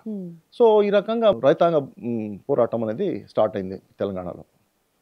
ఆ పోరాటాల్లో ఏంటంటే బంజారాల్లో అది చాలా కీలకమైన పాత్ర ఉంది, ఎందుకంటే వీళ్ళంతా అడవుల్లో ఉండేవాళ్ళు. ఇంకోటి స్వతంత్ర పోరాటం కూడా జరుగుతుంది ఒకవైపు, కానీ మనది నైజాం రాష్ట్రం, బ్రిటిష్ పాలన లేదు, కానీ ప్రభుత్వంతో వీళ్ళకి మంచి సంబంధాలు ఉన్నాయి. అట్లాంటి సందర్భాల్లో కూడా తెలంగాణ రైతాంగ సాయుధ పోరాటం అనేది అప్పట్లో జరిగింది. అది కమ్యూనిస్టుల పాత్ర దానికి చాలా ఎక్కువ. అయితే బంజారాలు కూడా ఎక్కువ పేదవాళ్ళు కాబట్టి భూమి కూడా వీళ్ళకి ఒకప్పుడు భూములు లేవు, తర్వాత భూములు సాగు చేసుకొని పోడు వ్యవసాయం చేసుకొని భూముల్ని ఇది చేసుకొని అడవుల్ని నరికి చేసుకొని వాళ్ళు భూములు సాగు చేసుకుంటున్న సందర్భం. ఆ భూముల్ని కూడా వాళ్ళు లాక్కునే ప్రయత్నాలు చేసినప్పుడు ఒక పోరాటం అనేది చేయాల్సి వచ్చింది. చాటో థాను నాయక్ అని ఒక అమరజీవి ఉన్నాడు, ఆ రైతాంగ పోరాటంలో అతను అసలు భాషాడు. అది మనకు చరిత్ర చూపిస్తుంది. స్వతంత్ర రాకముందే తెలంగాణలో సాయుధ పోరాటంలో కూడా పాల్గొన్న సందర్భం ఉంది కదా. సో లంబాడీలు ఇతర గిరిజనులని బలహీనపరుస్తున్నారని అంటూ ఉంటారు, ఇందులో నిజమెంత? పూర్తిగా వాస్తవం అండి. దీంట్లో ఏంటంటే చాలా రాజకీయ కోణాలు ఉన్నాయి. ఇప్పుడు యాక్చువల్గా ఆదివాసీలను కానివ్వండి, గిరిజనులు మన బంజారాలను కూడా, బట్ ఎక్స్ప్లాయిటేషన్ అనేది జరుగుతూ ఉంది అక్కడ. ఆ ఎక్స్ప్లాయిటేషన్లో భాగంగా ఇప్పుడు బంజారాలు ఏంటంటే ఈ మధ్య కొంచెం వీళ్ళు తమ అస్తిత్వాన్ని కాపాడుకోవడం కోసం కొంత ఐకమత్యంతో పనిచేస్తున్నారు. వాళ్ళు కొంత అవేర్నెస్ కూడా వచ్చింది సమాజంలో, బంజారా సమాజంలో. దాన్ని ఆసరాగా చేసుకుని వీళ్ళు ఏదైనా చేస్తే వీళ్ళు ఏంటంటే అడ్డుకోవడం జరుగుతుంది, క్వశ్చన్ చేస్తున్నారు. క్వశ్చన్ చేసినప్పుడు ఏంటంటే అరే వీళ్ళు క్వశ్చన్ చేస్తున్నారు అనేది అదొకటి జరిగింది, అదొకటి జరుగుతుంది సమాజంలో. అది ఎవరు ఏం చేస్తున్నారని మనం ఇదమిద్దంగా చెప్పలేము, but it's a kind of political game అని అనిపిస్తుంది చూస్తే, పరిస్థితులు చూస్తే. ఎందుకంటే నిజంగా కూడా ఆదివాసీలకి బంజారాలకు ఎన్నో దశాబ్దాలుగా శతాబ్దాలుగా వాళ్ళు కలిసి ఉంటున్న సందర్భం. ఆదిలాబాద్ అడవుల్లో ఈ రోజు నుంచి కాదు కదా బంజారాలు ఆదివాసీ సోదరులు కలిసి జీవించడం అనేది. మనకు స్వతంత్రం రాకముందు నుంచే ఉన్నారు వాళ్ళు, అక్కడ సహజీవనం చేస్తున్నారు, అందరూ కూడా కలిసిమెలిసి అన్నదమ్ముల్లా బతుకుతున్నారు. అట్లాంటి గిరిజన తెగల మధ్యలో ఈ రకమైన ఇది రావడం అనేది ఓకే. ఏదైనా ఉంటే మాకు న్యాయం చేయండి అని అడగడంలో తప్పులేదు. నిజంగా కూడా ఏదైనా జరిగినప్పుడు న్యాయం చేయడం అని అడగడంలో తప్పులేదు. కానీ మా షెడ్యూల్ ట్రైబ్ లిస్ట్ నుంచే తీసేయాలి అని అనడం ఇది ఎంతవరకు వాస్తవం కరెక్ట్ అనేది మనం ఆలోచించాలి ఒకసారి. సో లంబాడీల ఎస్టీ హోదా చట్టబద్ధతకు సంబంధించి కోర్టులు ఏమన్నాయి? 2018లో హైకోర్టులో ఒక బిల్ ఫైల్ చేయడం జరిగింది, రిట్ ఫైల్ చేయడం జరిగింది. లంబాడీలని తీసేయాలి అని చెప్పి పెట్టారు. పెడితే హైకోర్టు ఏం చెప్పిందంటే ఈ ఎస్సీ ఎస్టీ లిస్టుల్లో ఇంక్లూజన్ కానీ ఎక్స్క్లూజన్ కానీ చేయడానికి కోర్టులకు అధికారం లేదు. మీరు ఏదన్నా ఉంటే మీరు ప్రభుత్వాలను అడగండి, అడిగి మీరు ప్రభుత్వ పరంగా చట్టబద్ధంగా ఏదన్నా చేసుకునేది ఉంటే అక్కడ చేయాలి తప్ప చట్టాలు అనేవి ఇక్కడ రాష్ట్ర ప్రభుత్వం ఆధ్వర్యంలో వచ్చేసి శాసనసభలో జరుగుతాయి చట్టం, లేదు అక్కడ కేంద్రంలో అయితే మనకి పార్లమెంట్లో జరుగుతాయి. పర్టికులర్లీ ఎస్సీ ఎస్టీ అయితే పార్లమెంట్ చట్టం చేస్తే తప్ప మనకు ఆ రిజర్వేషన్ అనేది రావడం కానీ తీసేయడం కానీ అనేది లేదు. కాబట్టి మీరు అని చెప్పి ఇచ్చింది. దాని మీద సుప్రీంకోర్టులో కూడా ఎస్ఎల్పి ఫైల్ చేయడం జరిగింది. అయితే అంతకంటే ముందే 2016లోనే హైకోర్టుకు అప్రోచ్ కావడం జరిగింది ఇదే ఇష్యూ మీద. హైకోర్టులో ఆ కేసు ఎందుకో పెండింగ్ ఉందన్నమాట చాలా రోజులు, ఎందుకో అది ఉండిపోయింది. ఇటీవల December 24లో దాని మీద జడ్జిమెంట్ జరిగింది, ఇచ్చారు. ఏమని ఇచ్చారంటే 2018లో ఏదైతే మేము జడ్జిమెంట్ ఇచ్చామో అదే జడ్జిమెంట్ దీనికి కూడా వర్తిస్తుంది. మీరు ఇప్పటికీ కూడా మీరు కావాలంటే కేంద్ర ప్రభుత్వానికి విన్నవించుకోండి అని చెప్పినారు. సుప్రీంకోర్టుకు వెళ్ళారు. సుప్రీంకోర్టులో ఇప్పుడు అది ఎస్ఎల్పి పెండింగ్ ఉందన్నమాట. ఈ 2003లో బంజారా పదం అనేది ఎందుకు జాబితాలో చేర్చారు అప్పుడు? దీనికి ఒక చిన్న కారణం ఉందండి. ఇప్పుడు యాక్చువల్గా 1950లో నేను రికమెండ్ చేశారని చెప్పాను కదా హైదరాబాద్ సెక్రటరీ. ఆ రికమెండ్ చేసిన దాంట్లో మీరు చూడండి, నేను అది డాక్యుమెంట్ ఉంది, అది అందులో 16 కమ్యూనిటీస్ని, ట్రైబల్ కమ్యూనిటీస్ని చేస్తే దాంట్లో బంజారా, లంబాడా అని చెప్పి క్లియర్గా రాశాడు. అంటే లంబాడీలను బంజారాలని కూడా అంటారు అనేది దాంట్లో మనకు క్లియర్గా తెలుస్తుంది. బట్ తర్వాత 56లో వచ్చినప్పుడు కూడా ఇప్పుడు చందా కమిటీ కూడా బంజారా, లంబాడా, సుగాలి 3 పదాలని రికమెండ్ చేసింది యాక్చువల్గా ఇంక్లూడ్ చేయడం కోసం. చందా కమిటీ కూడా అది జాయింట్ పార్లమెంటరీ కమిటీ. అయితే అది ఎవరు ఎట్లా జరిగిందనేది తెలియదు మనకి. But that Banjara word was deleted somehow. It was not reflecting అనమాట. ఎందుకు పోయింది, ఎట్లా పోయింది అంటే మనకు తెలియదు అది రీజన్. బట్ సుగాలి అనేది ఉంచారు, లంబాడి అనేది ఉంచారు. ఎందుకంటే బంజారా అంటే ఆల్ఫాబెటికల్గా తీసుకుంటే మీకు 4th ప్లేస్లో వస్తుంది, సీరియల్ నెంబర్లో వస్తుంది. బి కదా, లెటర్ బి కదా. ఎస్ అనేది కిందికి వెళ్ళిపోతుంది. అప్పుడు 29కి వెళ్ళిపోయింది సుగాలీస్ అనేది ముందు పెట్టడం వల్ల. యాక్చువల్గా బంజారా, లంబాడా, సుగాలి అనేది that is the sequence. Okay, BS, BL and S. ఇప్పుడు ఆల్ఫాబెటికల్గా మనం చూసినా కూడా లాజికల్లీ స్పీకింగ్ మనం ముందు లెటర్ ముందు, తర్వాత లెటర్ తర్వాత పెడతాం కదా. ఇప్పుడు కంప్యూటర్ కూడా అదే చేస్తుంది. కానీ వాళ్ళు ఏం చేశారంటే బి అనేది తీసేసి ఈ లంబాడా అనే దాన్ని పక్కకు పెట్టేసి తర్వాత పెట్టి సుగాలిని ముందుకు తీసుకొచ్చారు. 29 సీరియల్కి వెళ్ళిపోయింది. యాక్చువల్గా 4th సీరియల్లో ఉండాలి. లక్ష్యంగా ఎందుకు చేస్తున్నారంటారు అంటే somebody we don't know who has done it, but it was happened. Okay. So ఈ బంజారా అనే పదము యాక్చువల్గా 1950లోనే మిస్ అయింది, 56లో కూడా మిస్ అయింది. 1950లో ఉంది బట్ 56లో మిస్ అయింది. దీన్ని మళ్ళీ మా వాళ్ళు కొంతమంది రీసెర్చ్ చేస్తే మా నాయకులు కొంతమంది అప్రోచ్ అయ్యారు గవర్నమెంట్కి. అది that was an amendment. Nobody can deny it because Banjara అనే పదం అనేది officially it's a recognised word now. 2003లో బంజారా పదం అనేది చేర్చబడింది. అది కూడా ఏంది, అమెండ్మెంట్ యాక్ట్ ద్వారానే చేర్చబడింది. SC/ST అమెండ్మెంట్ యాక్ట్ 2002 దాని చట్టం పేరు. ఆ చట్టంలోనే అది వచ్చింది. సో ఈ లంబాడీల్లో ఇతర తెగలు అన్నీ కూడా కలిసిమెలిసిగా ఐక్యతగా ఉండాలి అంటే గనక ఏమేం చేయాలి, ఎలాంటి పనులు చేస్తే బెస్ట్? ఎవరికైతే ఎక్కడైతే ఏ ఇబ్బంది ఉందో దాన్ని మనము అంటే డెఫిషియన్సీని కవర్ చేస్తే సరిపోతుంది నార్మల్గా. ఎవరికైతే ఏ ఇబ్బంది అని అంటున్నారో వాళ్ళని పిలిచి అసలు మీకు ఉన్న ప్రాబ్లం ఏంటి అనేది అడిగి వాళ్ళకి కావాల్సింది ఏంటి అనేది అడిగితే ప్రభుత్వాలు డెఫినెట్గా దానికి ఒక సొల్యూషన్ ఉంటుంది. ఏంటంటే స్పెషల్ ప్యాకేజెస్ ఇవ్వచ్చండి. ప్రభుత్వం తలుచుకుంటే ఏమైనా చేయొచ్చు. ఇప్పుడు ITDAలు ఉన్నాయి, ఏజెన్సీ ప్రాంతాల్లో ITDAలు ఉన్నాయి. ITDAలు ఉన్న దేనికోసం, గిరిజనుల బాగోగు చూడడానికే కదా. వాళ్ళకి ఎన్నో రకాల స్కీమ్స్ ఇంప్లిమెంట్ చేస్తున్నారు ITDA ద్వారా. కావాలంటే ITDAలో ఆ పథకాలని మనము ఇంకా స్ట్రెంగ్తెన్ చేయొచ్చు, కొంచెం ఫండ్స్ ఎక్కువ చేయొచ్చు. అంటే ఏజెన్సీ ఏరియాలతో పోలిస్తే లంబాడీలకి నిధులు తక్కువ కేటాయింపులు జరిగాయనడం ఎంతవరకు కరెక్ట్ అంటారు? ఒక రకంగా లంబాడీలకు తక్కువ నిధులవే. ఆఫ్ ది ఫండ్స్ అన్నీ కూడా ITDAలకు వెళ్తున్నాయి. తెలంగాణలోని 33 జిల్లాల్లో బంజారాలు ఉన్నారు. అదే ఆదివాసీ తెగలు ఏంటంటే ఒక పాత వరంగల్ జిల్లా, పాత ఆదిలాబాద్, పాత ఖమ్మం జిల్లాల్లో మాత్రమే ఆదివాసులు కాన్సన్ట్రేట్ అయి ఉన్నారు. ITDAలు కూడా అక్కడే ఉన్నాయి. మన్ననూరు, మహబూబ్ నగర్ జిల్లాలో ఒక ప్రాంతం ఉంది, అది అటవీ ప్రాంతం, మన నల్లమల్ల రాంజి. అక్కడ చెంచులు ఉంటారు, చెంచు తెగలు ఉంటారు. వాళ్ళు చాలా వెనుకబడి ఉన్నారు. అయితే చెంచుల కోసం అని చెప్పి అక్కడ ITDA అక్కడ ప్రత్యేకంగా పెట్టారు. అయితే మిగతా ITDAలు అన్నీ కూడా 3-4 ITDAలు ఉన్నాయి. అవన్నీ కూడా మనకు ఏజెన్సీ ఏరియాలోనే ఉన్నాయి. సో వాటిని స్ట్రెంగ్తెన్ చేయొచ్చు. సో ఓవరాల్గా చూసుకుంటే ఈ లంబాడీల గౌరవం కాపాడాలి అంటే ఇటు మేధావులు కానీ అటు ప్రభుత్వాలు కానీ ఏం చేయాలి? మాట్లాడుకుంటే ఏదైనా కూడా సమస్యకు పరిష్కారం వస్తుంది. కాకపోతే ఏంటంటే ఇక్కడ బంజారాల విషయంలో ఎవరు కూడా చొరవ చూపట్లేదు. మెయిన్గా ఆదివాసీలకు అంటే ఆదివాసుల కోపం వస్తుందేమో, బంజారాల కంటే బంజారాల కోపం వస్తుందేమో అన్న ధోరణిలో ప్రభుత్వాలు కూడా మరి ఎందుకు నిర్లిప్తత చూపిస్తుందో తెలియదు. But they have to interfere. Personal me opinion ఏంటి? బంజారాలని తక్కువ చేసి చూస్తున్నారా ప్రభుత్వాలు కానీ లేదంటే ఎవరైనా? లేదండి, అట్లాంటిది ఎక్కడ మనకు కనబడదు కూడా. ఇప్పుడు బంజారాలు ఈ గిరిజనులు కాదు అని కొంతమంది అన్నారు అనుకుందాం, అంత మాత్రాన అది నిజమని మనం చెప్పలేం కదా. ఇంకోటి వాళ్ళు అన్నదే అందరూ అన్నట్టుగా కూడా మనం భావించలేం కదా. న్యాయం అనేది జరగాలి. న్యాయం కోసం మనం అడిగినప్పుడు నాకేం కావాలో నేను అడిగితే అది న్యాయం. పక్కోడికి మాత్రం అది వద్దు అనడం అనేది మాత్రం అది న్యాయం కాదు. జస్టిఫై చేసుకుంటూ మనము ఏదైనా అడగొచ్చు, దానికి జస్టిఫికేషన్ అనేది ఉండాలి. అయితే ఇన్నేళ్ళు అయిపోయింది, దీనికి ఒక చారిత్రక నేపథ్యం ఉంది ఈ లంబాడీలకని మీరు కూడా చెప్తున్నారు. అంతా ఓకే. ఇప్పుడు ప్రెజెంట్ సినారియో చూసుకుంటే లంబాడీల పరిస్థితి ఎట్లుంది? ఇప్పటికి కూడా 90% బంజారాలు కానీ మీరు తండాల్లోకి వెళ్ళి చూస్తే తెలుస్తుంది. 90% బంజారాలు అట్లాగే ఉన్నారండి. అంటే ఎందుకని మార్పు ఎందుకు రాలేదంటారు అంటే అక్కడ? మార్పు ఇప్పుడు వచ్చింది, కొంతవరకు వచ్చింది. చదువు ఇప్పుడు మీలాంటి వాళ్ళు ఉన్నారు కొన్ని చాలా. విషయాలు కొన్ని ఉన్నారు, కానీ ఎవరి వృత్తి వాళ్ళకి, ఎవరి ఇది వాళ్ళకి కదా.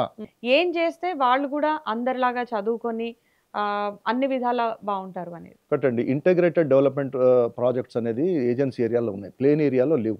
ఉమ్, ఏదో లాంగ్ బ్యాక్ మేము మనం కొంచెం సంఘాల ద్వారా డిమాండ్ చేసినప్పుడు plain area tribal agency development agency అని ఒకటి పెట్టారు. ఉమ్, బట్ ఆ ట్రైబల్ ఏజెన్సీ అట్లాగే ఉంది, ఇంతవరకు దాన్ని యాక్టివేట్ చేయలేదు గవర్నమెంట్. ఓకే. సో దానికి నిధులు కేటాయించి దాన్ని వ్యవస్థను కొంచెం పటిష్టపరిస్తే డెఫినెట్గా కొంత ప్రజల్లోకి వెళ్ళినప్పుడు రకరకాల స్కీములు అవి ఇంప్లిమెంట్ చేసినప్పుడు వాళ్ళకి ఆర్థికంగా ఏదైనా కూడా ఇప్పుడు సామాజికంగా ఎట్లాగో వెనుకబడ్డారు. భాషకు సంబంధించి కూడా అధికారికమైనటువంటి అవును. లిపి అలా ఏమైనా ఉందా అండి? బంజారా భాష ఏంటంటే ఇప్పటికీ ఓరల్ లిటరేచర్ కూడా ఉంది వాళ్ళకి చాలా. కాకపోతే ఏంటంటే ఒక లిపి అనేది ఎక్కడ కూడా ఇంతవరకు అడాప్ట్ చేసుకోలేదు ప్రభుత్వాలు కూడా. సరి అయిన ప్రణాళికలు కానీ భాష అభివృద్ధికి, అంటే భాష అభివృద్ధి చెందాలంటే దానికి ఒక లిపి అనేది అడాప్ట్ చేసుకోవాలి ఫస్ట్. ఆ లిపి తర్వాత లిటరేచర్ అనేది కూడా దానికి డెవలప్ కావాలి. అయితే ఇప్పుడు మా దగ్గర చాలామంది కవులు కళాకారులు కూడా ఉన్నారు అవును, బంజారా జాతిలో. అవును. అయితే ఆ కవులు కళాకారులు ఏంటంటే మా దగ్గర ఒక కృష్ణానాయక్ గారు అని ఒక మంచి ఆరేటర్, ఆయన రైల్వేలో జాబ్ చేసి రిటైర్ అయ్యారు, చనిపోయారు ఈ మధ్య ఇటీవల. అసలు ఆయనకి పద్మశ్రీ ఇవ్వాల్సినంత గొప్ప మనిషి. బంజారా భాష గ్రామర్ని కానివ్వండి, ప్లస్ భగవద్గీతని బంజారా భాషలో చందోబద్ధంగా ఆయన ట్రాన్స్లేట్ చేశాడు. అట్లాంటి వాళ్ళు ఉన్నారు, ప్రతిభ ఉన్నవాళ్ళు ఉన్నారు. రమేష్ కార్తిక్ అనే పిల్లవాడు ఉన్నారు, అతనికి మొన్ననే యువ పురస్కారం కూడా వచ్చింది సాహిత్య అకాడమీ. అలాగా సూర్య ధనంజయ్ గారు ఉన్నారు, ఒక దాదాపు 20-25 సంవత్సరాల నుంచి బంజారా భాష సాహిత్యాల మీద పరిశోధన చేస్తూ నేను గ్రంథాలు రాశాను. ఆ భాష అభివృద్ధికి ఏం చేయాలి? భాషా అభివృద్ధికి చేయాలంటే ఫస్ట్ 8th షెడ్యూల్లో ఈ భాషను ఒకవేళ చేర్చినట్లయితే లాంగ్వేజ్ పాలసీ కింద ఆ భాషకు అకాడమీలు ఓపెన్ అవుతాయండి. అకాడమీలో కేంద్ర ప్రభుత్వ నిధులు కూడా వస్తాయి. సఫిషియెంట్గా ఫండ్స్ వచ్చినప్పుడు ఆ లిటరేచర్ అది కూడా డెవలప్ చేయొచ్చు. అట్లా పాఠశాలల్లో కూడా ఇలా భాష ఎట్లయితే వేరే ఇతర లాంగ్వేజెస్ నేర్చుకోవాలని వీళ్ళు ఊరుతామో, అలాగే ఈ లంబాడా లాంగ్వేజ్ కూడా నేర్చుకోవడానికి ఇతరులు కూడా ఆసక్తి చూపుతారు. మమ్మల్ని అడుగుతా మాకు నేర్పియండి అని చెప్పి చాలా మంది. పాఠశాల దశ నుంచి భాషని కొంత చేస్తే ఏంటంటే ఇప్పుడు చెప్తారు కదా, అమ్మ భాష బాగా స్ట్రాంగ్ గా ఉంటే ప్రపంచాన్ని కూడా వెళ్ళొచ్చు అనేది మనకి ఒక ఇది ఉంది. ఇప్పుడు ప్రెసెంట్ బంజారాస్ యూజ్ చేసేటువంటి లాంగ్వేజ్ ఏంటంటే ఏదైనా రాయాలనుకున్నా దాన్ని బంజారా భాష అని వచ్చండి. ఎందుకంటే యాక్చువల్గా గోర్బోలి అంటారు మా భాషలో. మేము అనుకునేది గోర్బోలి మాట్లాడేదాన్ని బోలి అంటారు. ఓకే. ఆ బోలి అనేది అంటే నథింగ్ బట్ లాంగ్వేజ్. రాసేటప్పుడు ఎలా ఉంటుంది? మనకు లిపి అనేది అడాప్ట్ చేసినప్పుడు ఇప్పుడైతే లేదు. ఇప్పుడు లేదు, కానీ ఇప్పుడు ఏంటంటే రచయితలు ఏం చేస్తున్నారు అంటే ఇప్పుడు తెలుగు ప్రాంతాల్లో ఉన్న రచయితలు తెలుగులో రాస్తున్నారు. సో కర్ణాటక వాళ్ళు కన్నడలో రాస్తున్నారు, మహారాష్ట్ర వాళ్ళు మరాఠీలో రాస్తున్నారు, చాలా మంది హిందీలో కూడా రాస్తున్నారు. మన దగ్గర కూడా హిందీ పండితులు ఉన్నారు, వాళ్ళు హిందీలో మా భాష ఎందుకంటే ఇక్కడ లిపి లేదు కాబట్టి అంటే డైవర్సిఫై అయిపోయింది. ఒక లిపి లేకపోతే, ఒక లిపి అనేది ఉన్నప్పుడు ఏమవుతుందంటే అంతా ఈ లిటరేచర్ అంతా కూడా ఆ లిపిలో తీసుకురావచ్చు. తీసుకొచ్చి ఒకటేంటంటే మీకు తెలుసు కదా, బంజారా భాష అనేది ఇండో ఆరియన్ భాషా కుటుంబానికి చెందిన భాషగా మనం భాషా శాస్త్రవేత్తలు దాన్ని వర్గీకరణ చేశారు. It doesn't mean that they are Indo Aryans, but ఆ భాష ఏదంటే ఇండో ఆరియన్ భాష అనేది మనకి. ఇప్పుడు ఏమైనా ప్రయత్నాలు జరుగుతున్నాయా బంజారా లిపికి సంబంధించి? చాలా కాలంగా ప్రయత్నాలు జరుగుతున్నాయండి. బంజారా లాంగ్వేజ్ కన్వెన్షన్ కూడా మన సాహిత్య అకాడమీ 2 సార్లు పెట్టింది. బెంగళూరులో ఒక కన్వెన్షన్ పెట్టారు, మన హైదరాబాద్లో కూడా బంజారా భాష సదస్సును మన సాహిత్య అకాడమీనే ఆర్గనైజ్ చేసింది. కొన్ని దశాబ్దాలుగా, అంటే దాదాపు 2 దశాబ్దాలుగా దీని మీద వర్క్ నడుస్తూ ఉంది. బట్ ఇంకా ఒక కొలిక్కి రాలేదు. ఏంటంటే ఇప్పటికీ చాలా భాషల్ని మనము ఇప్పుడు ఉన్న 18 భాషలు ఉన్నాయి మనకి 8th షెడ్యూల్లో. వీటికి జోడిస్తూ ఇంకా కొన్ని భాషల్ని చేర్చాలనేది ఒక డిమాండ్ ఉంది, దేశవ్యాప్తంగా ఉంది. దాంట్లో బంజారా భాష కూడా ఒకటి. దాదాపు 20 దాకా భాషలు ఇంకా 8th షెడ్యూల్లో పెట్టాలి అనేది ఒకటి ఉంది ప్రపోజల్. దాంట్లో బంజారా భాషను కూడా they are actively considering, but it has not come to a conclusion. So ఎప్పటి వరకు ఈ స్పష్టత రావచ్చు? ఇటీవల మనం రాష్ట్ర ప్రభుత్వం కూడా మన రేవంత్ రెడ్డి గారి ప్రభుత్వం, మన కాంగ్రెస్ ప్రభుత్వం ఏదైతే ఇప్పుడు జూపల్లి కృష్ణారావు గారు భాషా సాంస్కృతిక శాఖ మాత్యులు ఇటీవల మన అసెంబ్లీలో బిల్లు కూడా పెట్టారు. ఏమని 8th షెడ్యూల్లో పెట్టండి అని రికమెండ్ చేశారు. కేంద్రానికి వచ్చిన తర్వాత వాళ్ళు అంత క్రోడీకరించి ఎక్కడి నుంచి వీళ్ళకి ఇంకెక్కడి నుంచి అడుగుతున్నారు ఏంటి అనేది చూసి they may do it. But మన రాష్ట్ర ప్రభుత్వం అయితే అనుకూలంగా ఒక బిల్లును అంటే ఆల్మోస్ట్ ఒక రిజల్యూషన్ పాస్ చేసి పంపించేసింది. సో ఇది చాలా రోజుల నుంచి మేము అడుగుతున్నాం. ఇంతకుముందు ఇది కనుక నిజంగా పాస్ అయితే మాత్రం డెఫినెట్ గా అందులో ఉపాధి అవకాశాలు ఉంటాయి. ఎస్, అంటే ఆ బంజారా భాషలో స్టూడెంట్స్ కూడా బోధన డెవలప్ అయ్యే జరుగుతుంది. అవకాశం ఉంటుంది కదా. ఉంటుందండి, డెఫినెట్ గా. గిరిజనులు వాళ్ళ అస్తిత్వాన్ని కోల్పోతున్నారు, వాళ్ళ సంస్కృతి సాంప్రదాయాలను కూడా మర్చిపోతున్నారు. సో ఈ రకంగా విలుప్తం చెందే పరిస్థితులు కూడా ఉంటాయి ఆ గిరిజన జాతులు కూడా. కాబట్టి ఆ ప్రమాదాన్ని నివారించాలంటే మనం డెఫినెట్గా భాషను పరిరక్షించాలి. భాషను పరిరక్షిస్తే మొత్తం జాతిని పరిరక్షించినట్టే. ఎందుకంటే దాంతో పాటు అన్ని సంస్కృతి సంప్రదాయాలు అన్ని కూడా పరిరక్షించబడతాయి ఆటోమేటిక్గా. అలాగే ప్రభుత్వాలు భాషాపరంగా కానీ సాంస్కృతిక పరంగా వీళ్ళని డెవలప్ చేయాలనే ఆ దిశగా ఆలోచన చేసి ఆ రకంగా అట్లాంటి ప్రోగ్రామ్స్ రూపొందించట్లేదు ప్రభుత్వాలు. ఆ ప్రభుత్వాలు దానికి ఒక ఫండ్ అలొకేషన్ కూడా చేయాలి. ఆర్థికంగా వాళ్ళు ఎదగాలనే ఉద్దేశంతో పెడుతున్నాం కదా. అట్లాగే వీళ్ళ సంస్కృతిని కాపాడే బాధ్యత కూడా ప్రభుత్వానిది. రూట్స్ నుంచి మార్పు రావాలి అంటారు. రూట్స్ నుంచి ఎప్పుడు వస్తుందండి? ప్రభుత్వాలు తీసుకుంటే తప్ప, సంస్థాగతమైన చర్యలు తీసుకుంటే తప్ప ఇట్లాంటివి సామాజిక విప్లవం అనేది రాదు. ఇప్పుడు సామాజిక పరిణామం అనేది ఎట్లా జరుగుతుంది? ప్రభుత్వాల చొరవ ఉంటే తప్ప జరగదు. మీ వంతుగా మీరు ఏమైనా ప్రయత్నించబోతున్నారా ఈ విషయానికి సంబంధించి? మీరు ఏమైనా కార్యక్రమాలు చేపట్టబోతున్నారా? 2012లో జరిగిన బంజారా భాషా సదస్సు బెంగళూరులో జరిగింది. అప్పుడు దేశవ్యాప్తంగా ఉన్న బంజారా కవులు కళాకారులు అందరూ కూడా వచ్చినారు.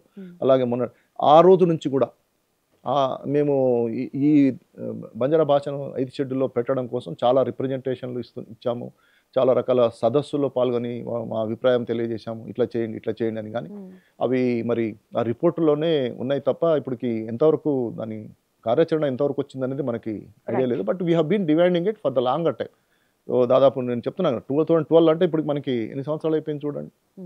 15 సంవత్సరాల నుంచి we have been asking it. So అంతకుముందు మాకంటే మా పెద్దవాళ్ళు కూడా 2003 నుంచి అడుగుతున్నారు. అంటే వాళ్ళకేంటంటే అవేర్నెస్ అప్పుడు వచ్చింది. అంతకుముందు అవేర్నెస్ లేదు. చదువుకున్నారు కొంతమంది, ఇప్పుడు ఇంకా చదువుకుంటున్నారు, కొంతమంది ఉద్యోగాల్లో ఉన్నారు. అలాగే ఇంకా చేయాల్సింది చాలా ఉంటుంది. కాకపోతే బంజారాల్లో ఉన్న కొంతమంది మేధావులను కానివ్వండి, లేదంటే గ్రౌండ్ లెవెల్ స్టడీస్ చేసుకొని ఏ రకమైన పథకాలు రచిస్తే బాగుంటుంది అనేది ప్రభుత్వాలు ఆలోచించి ఆ దిశగా కృషి చేస్తే డెఫినెట్గా ఫలితం ఉంటుందండి. చూద్దాం మరి ప్రభుత్వాలు చొరవ తీసుకొని బంజారాల జీవితాల్లో ఏ మేరకు మార్పు తీసుకురాగలుగుతారో వెయిట్ చేయాల్సిందే. Thank you so much Dhananjaya.